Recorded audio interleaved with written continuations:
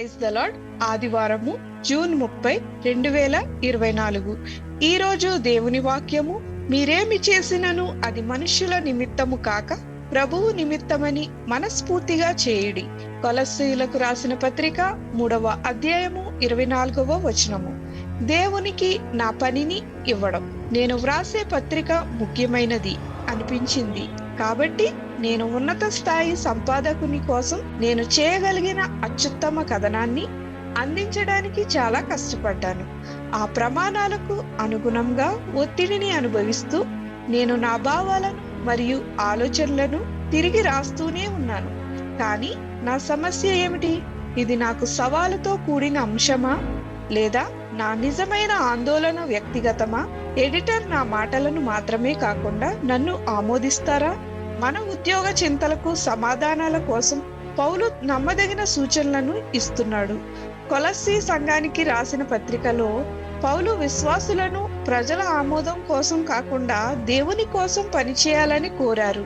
అపోస్తలుడు చెప్పినట్లుగా ప్రభువు వలన సామర్థ్యం ప్రతిఫలముగా పొందుదుమని ఎరుగుదురు గనుక మీరేమి చేసినను అది మనుష్యుల నిమిత్తము కాక ప్రభువు నిమిత్తమని మనస్ఫూర్తిగా చేయుడి.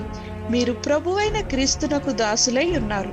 పౌలు యొక్క జ్ఞానాన్ని ప్రతిబింబిస్తూ మన భూ సంబంధమైన అధికారుల దృష్టిలో మంచిగా కనబడడానికి మనం కష్టపడడం మానేయవచ్చు. ఖచ్చితంగా మనము వారిని ప్రజలుగా గౌరవిస్తాము మరియు వారికి మన ఉత్తమమైన వాటిని అందించడానికి ప్రయత్నిస్తాము. కానీ మనము ప్రభువు కొరకు పనిచేస్తే మన పనిని ఆయన కొరకు నడిపించమని మరియు అభిషేకించమని ఆయనను కోరినట్లయితే ఆయన మన ప్రయత్నాలపై ఒక వెలుగును ప్రకాశింపజేస్తాడు. మన ప్రతిఫలం ఏమిటి? మన ఉద్యోగ ఒత్తిడి తగ్గుతుంది మరియు మన అసైన్మెంట్లు పూర్తవుతాయి. ఇంకా ఎక్కువగా బాగా చేస్తారు అని ఆయన చెప్పడం మనం ఒకరోజు వింటాం.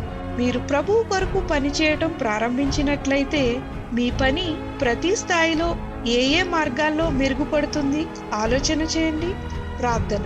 ప్రియ పరలోకపు తండ్రి, నా హృదయాన్ని మరియు మనస్సును దారి మళ్లించి చేసే ప్రతి పనిలో మీకు మొదటి స్థానం ఇచ్చేలాగా సహాయం చేయమని యేసు నామమున అడుగుచున్నాం తండ్రి. ఆమేన్.